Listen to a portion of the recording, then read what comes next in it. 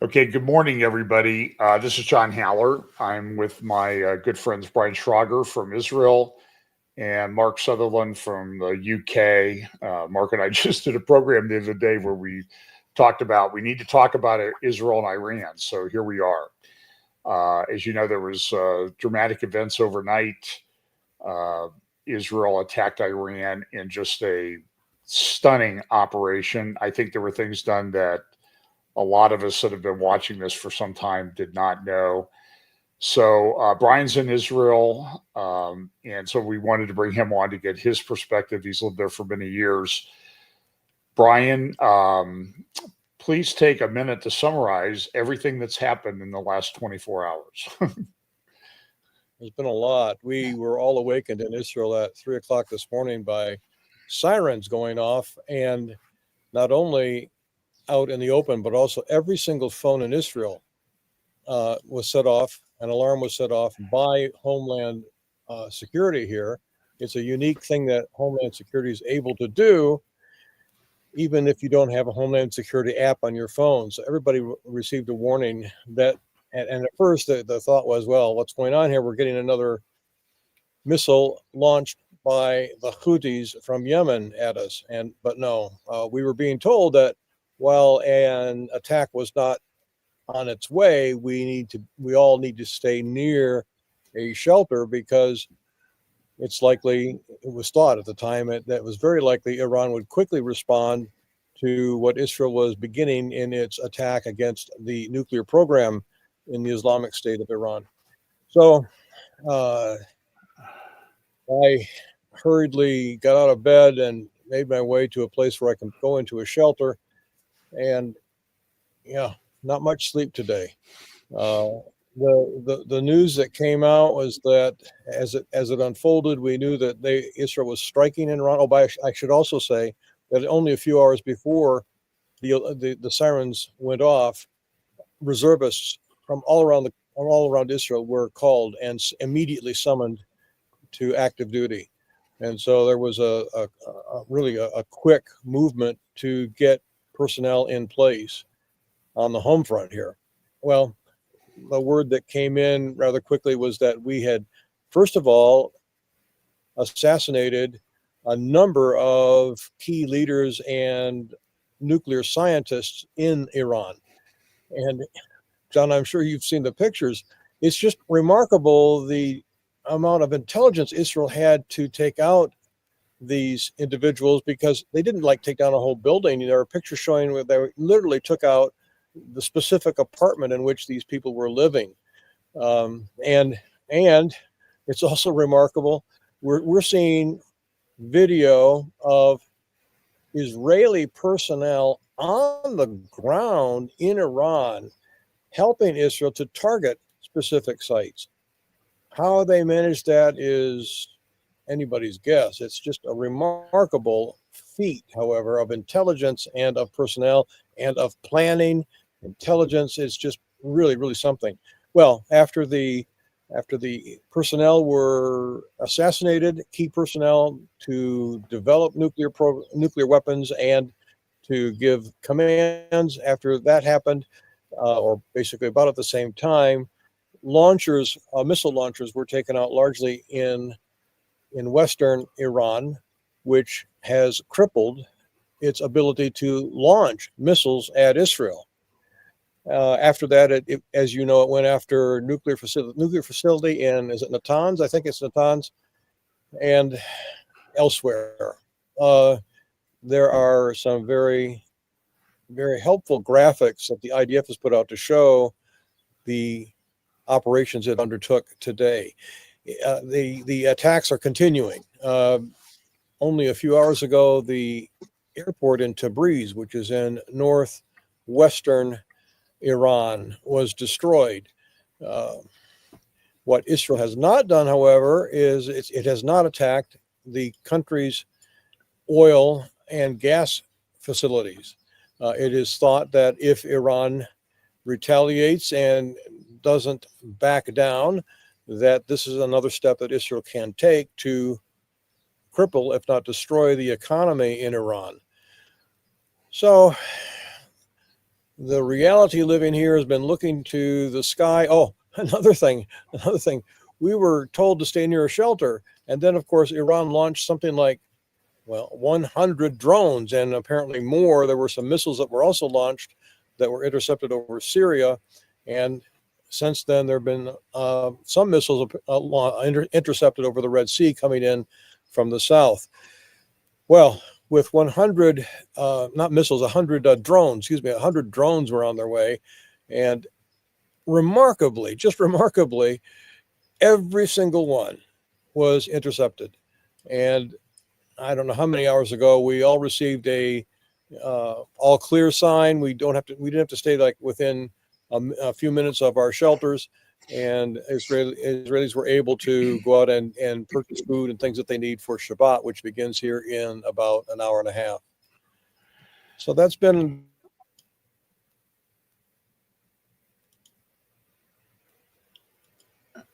Did I lose Brian? I think you may have lost. Brian, you're back. You're back. You there? Carry on, please, sir. Oh, well, anyway, so that's it's just been a long day. It's been I'm tired. Everybody here's tired. I'm going on about 4 hours of sleep, which is not optimal for me. It's not so I'm too old for that. But do what you have to do. Okay, so look, a lot of things to unpack from what you just said. Essentially what Israel got was a huge decapitation strike as to the senior Iranian Revolutionary Guard commanders.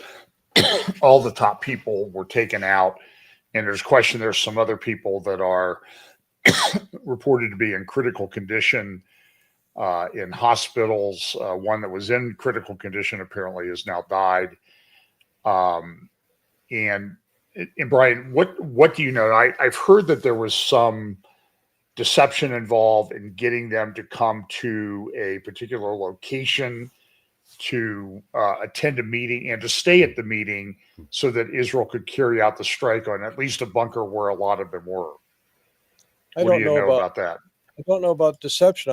I do know that a number of the key leaders were in a meeting, and that Israel knew where that meeting was and specifically struck that location, killing many of these leaders. How it happened and exactly what led them to be there and any deception involved is as yet pretty much unknown. What is really, really interesting is that this attack was truly a surprise. It caught everyone off guard, everyone here in Israel too, especially with the last couple of days, statements coming from President Trump indicating that, this isn't going to happen. He was asking Israel to wait. And now we know that all along this was intended to, quote unquote, put the Iranians to sleep. And it did. Brian, is there any news out of the Iranian people, the incredible Persian people there, who there's no way that many people in Iran do not support the regime whatsoever? Is there any comments from them on the ground that's hit Israeli news? I have heard secondhand. I've not yet seen it firsthand. There are several sources to check on this, but I have heard secondhand that the Iranian people are expressing a lot of dissatisfaction today, and understandably so, because the people themselves, the vast majority of Iranians, are not part of this Islamist regime, and they are being oppressed. All of the money in the country has been going to terror groups outside the country. It's all been going to attack Israel. It's all been going into the pockets of various imams. And the country itself has, John, you probably know better than I do, but it has rampant inflation. It's just, it's been terrible there. And so, yeah, people are not happy. The big question is, what will it take for a regime change, for a governmental change there? Somebody has to be in place, or a system or an organization, something has to be in place to step in and take over. And I have no idea how that might work. Hopefully, something will come along and get these imams out of power.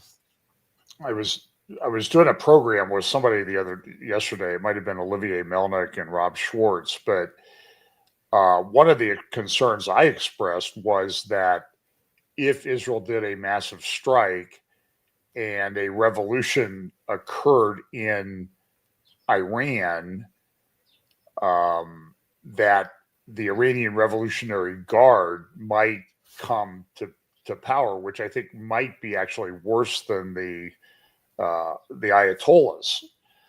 But it just shows that I'm not creative enough to think through this, because they've now decapitated the Iranian Revolutionary Guard. Yeah, so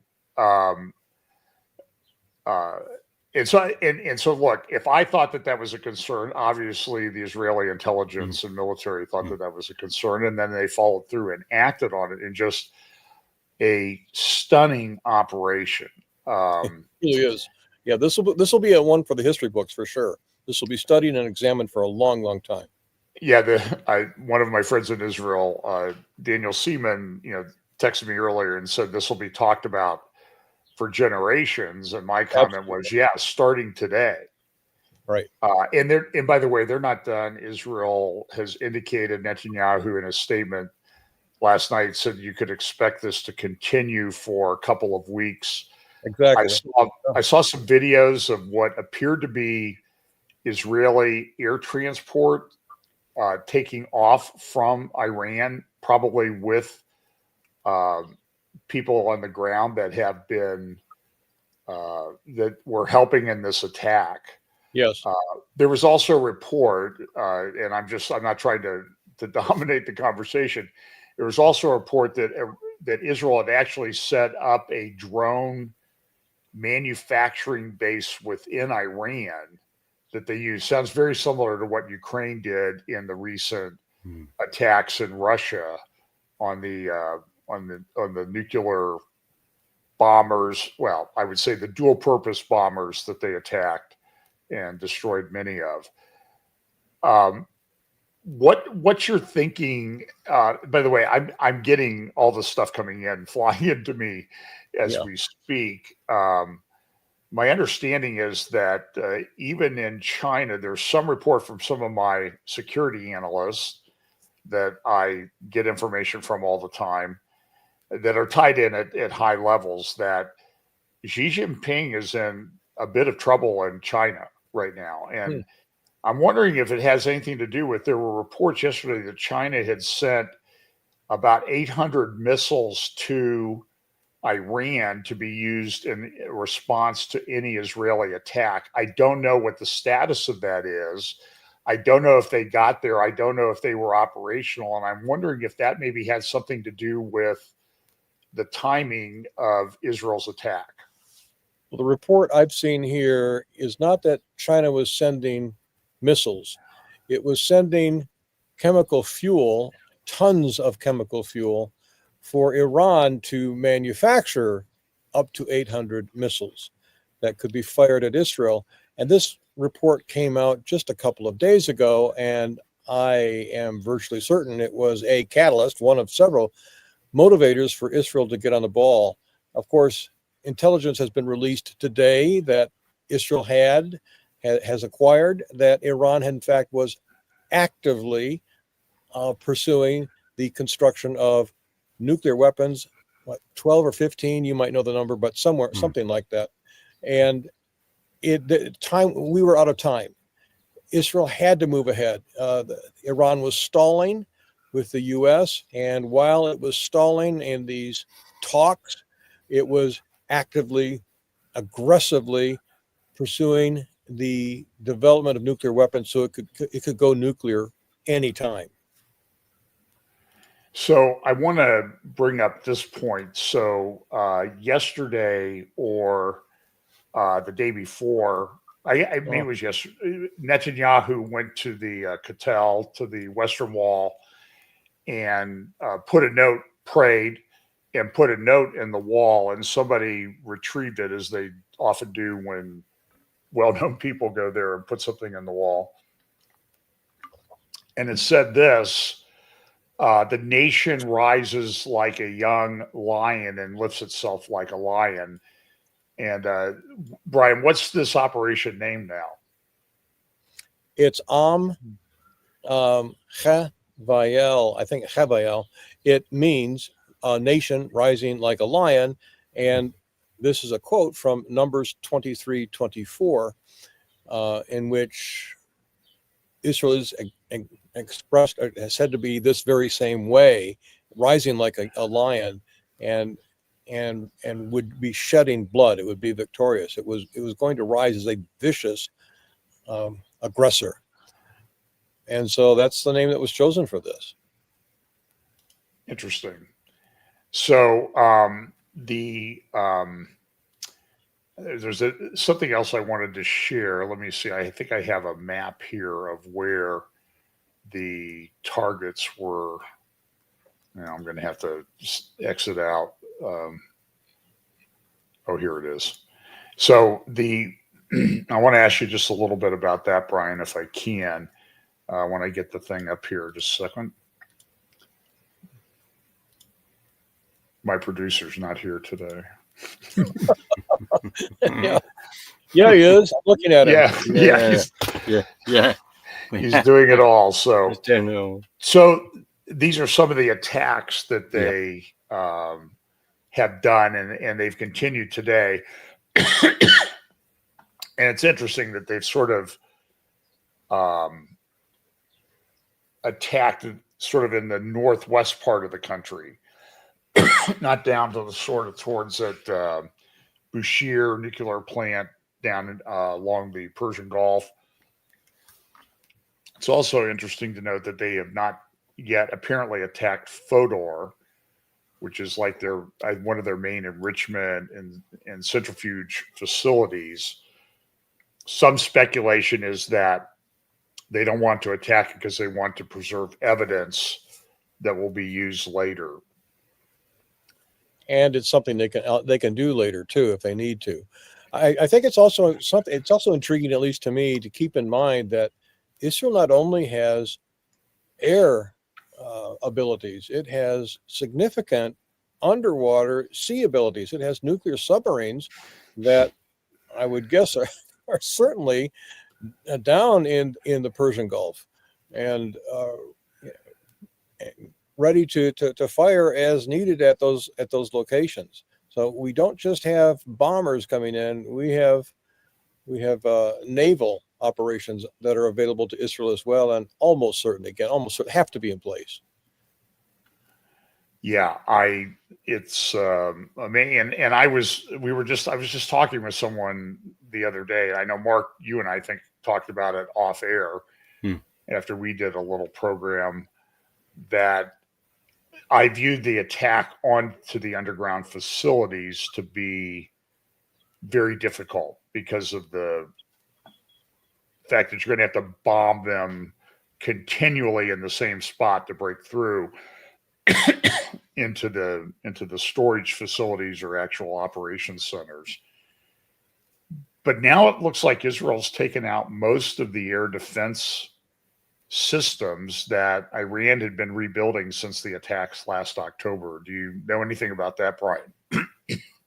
Well, this seems to have been the strategy because Israel knew there would be difficulty destroying these nuclear facilities that are buried so deep beneath mountains and rocks.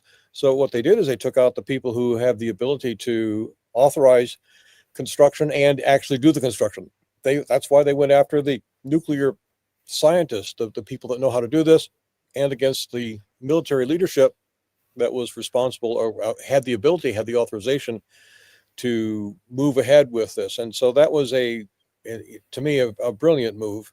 And clearly it was thought out way in advance. As I mentioned earlier, not only did they know where these people were meeting, but others of this that fall into this category, Israel knew exactly where they lived and where they were sleeping and hit their specific apartments, their places where they were living. There are photos of 3-4 story buildings, and only the top floor on one corner has been taken out, where someone lived. So Israel did not do indiscriminate, and never does, really doesn't do indiscriminate bombing where civilian lives are at risk.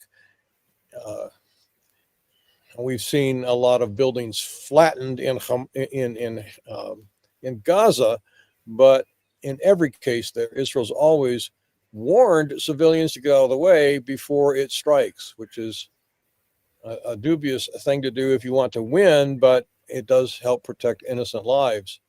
So in any case, Israel had this strategy. What it will do going forward is not certain. The word here is that Israel is actively recruiting, hoping that the U.S. will join in any future attacks. The U.S. has helped with Israel's defense. The interception of drones and missiles earlier today happened with not only Israeli forces, but also personnel and abilities and support from the U.S., even from Saudi Arabia and other countries. So there has been help on the defense.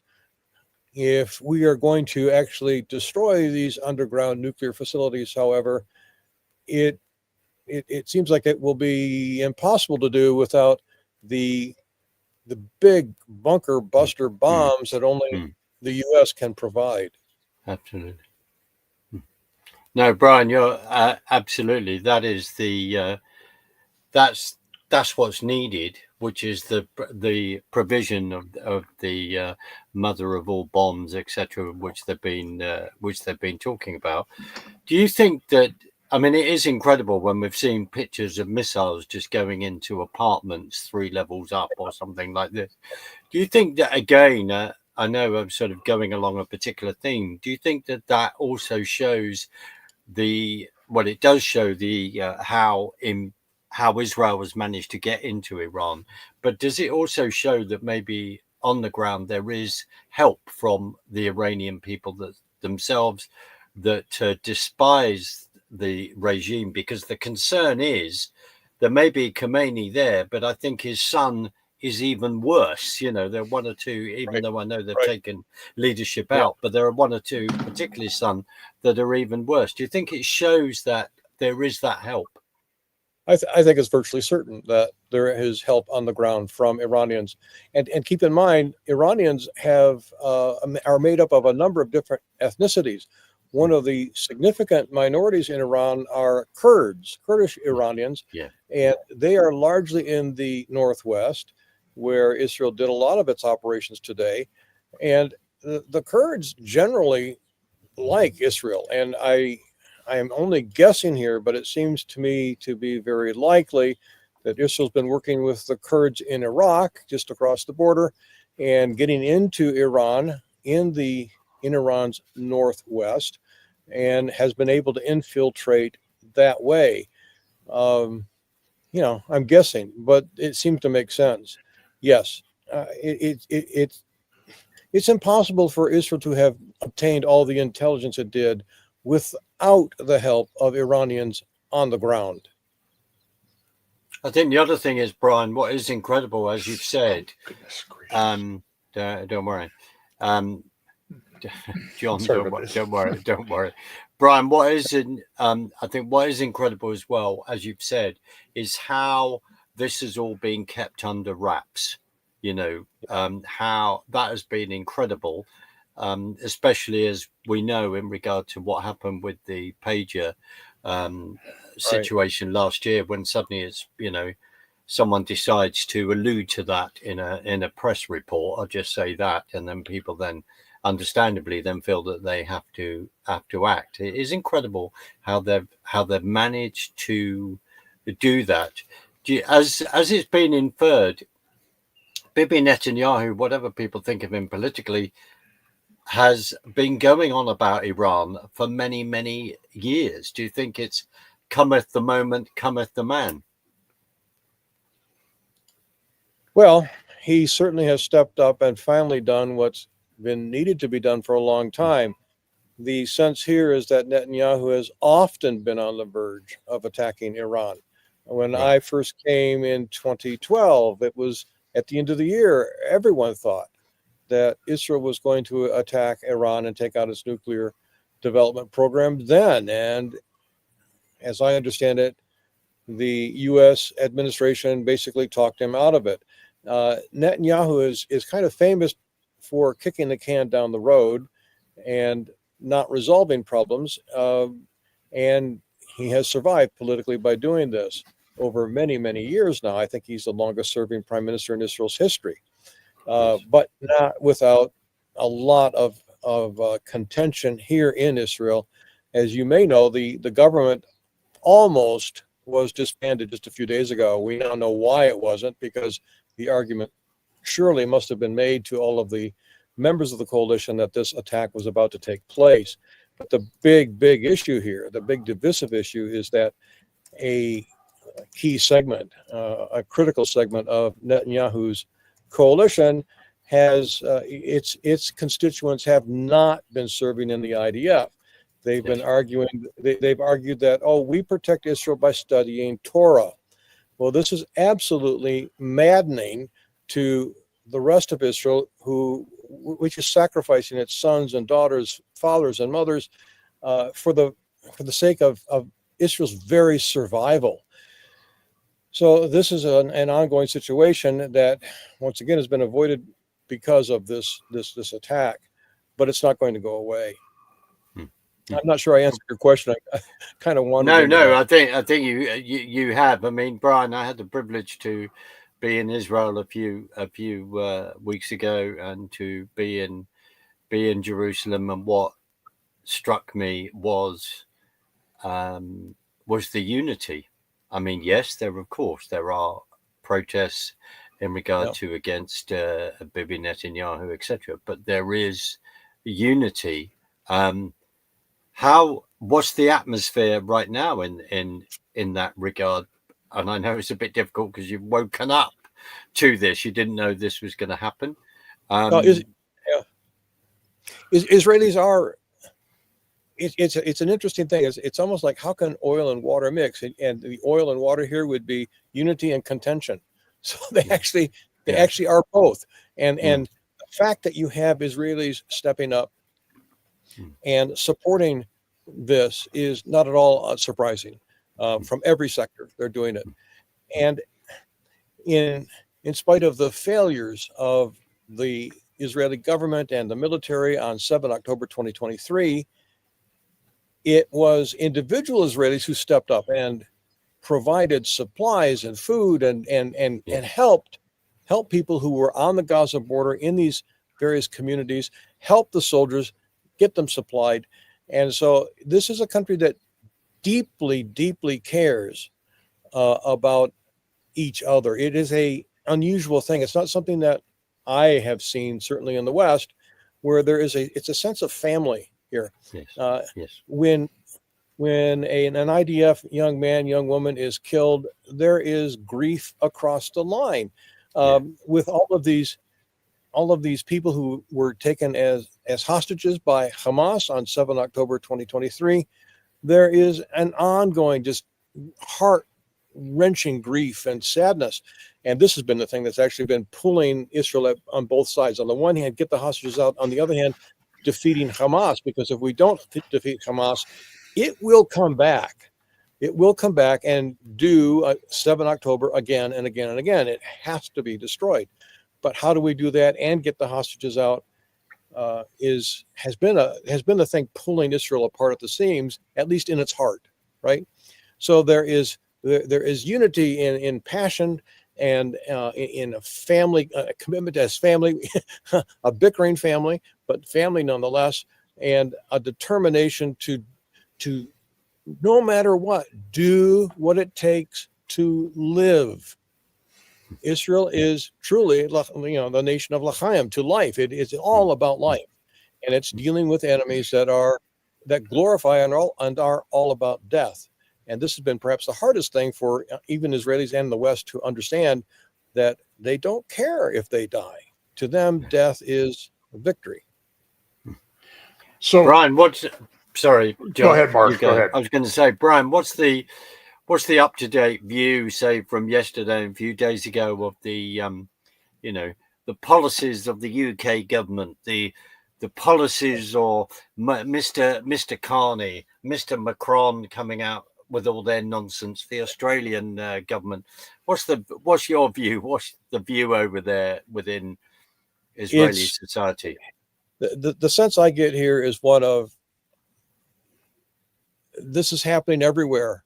And it seems like every voice in the West, every leadership voice in the West is coming out, and they're not condemning Hamas for its atrocities. They're not condemning Iran for developing nuclear weapons, with stated, clear, repeated objectives, stated objectives to do nothing less than destroy. And they are committed to genocide of the Israeli people, and yet Israel is the one that's being accused of genocide, doing what it must do to defend itself. It's just a remarkable dynamic. This rising tide of global anti-Semitism is breathtaking. I don't know did you see the poll recently about how many nations the majority are against Israel, or they don't support Israel. They're not favorable toward Israel, I guess is the better way to put it. Even the U.S. Now has less than 50% who have a favorable view of Israel. So the narrative warfare that has been waged by Hamas and Iran and all of its various allies, especially in the UN and from Islamist countries, has been very, very, very effective. There is a sense, and you would perhaps be better able to speak to this than I, Mark, that a lot of what is going on in the UK is a result of an Islamist ideology coming into positions of leadership all throughout the country. So even though they are a minority in terms of population, they have become very, very influential in terms of policy and lawmaking and negotiations. Well, it's the incredible people like Melanie Phillips, who you, of course, would be aware of, the great UK journalist. And Melanie, in her books like Londonistan, has pointed this out, and the stupidity of governments, the elites not paying attention to this. And I don't have to go through with you with the history of when we see the left moving with Islamism and the dangers of that. And what I would say to you, that there are many people in the UK that stand with Israel, as there are in Australia, as there are in Canada, as there are with America. And as much as those reports are extremely horrifying, we have to wonder what percentage really is that. We're looking at the politicians, as supposedly these leaders. And as you quite rightly raised, John and I have discussed this in America, where you're looking at the division even within the Republican Party from certain individuals and influences. I'm outraged by that. But no, it's important to say that many people are standing with you, and as I've said, that you are fighting. Israel is fighting on behalf of all of us. But unfortunately, so many of the leaders, you're right, politically, it's about getting votes, going to a supposed base. That is their viewpoint, which I think is profoundly wrong when we understand history.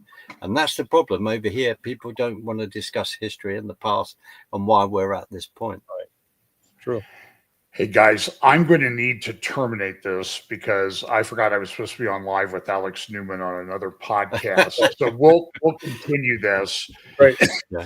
Yeah. And maybe we could get some nominations for Silly People of the Day. That'd be good. That'd be good.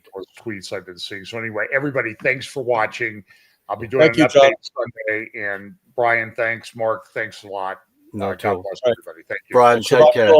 Yeah, Shabbat Shalom. Shabbat Shalom.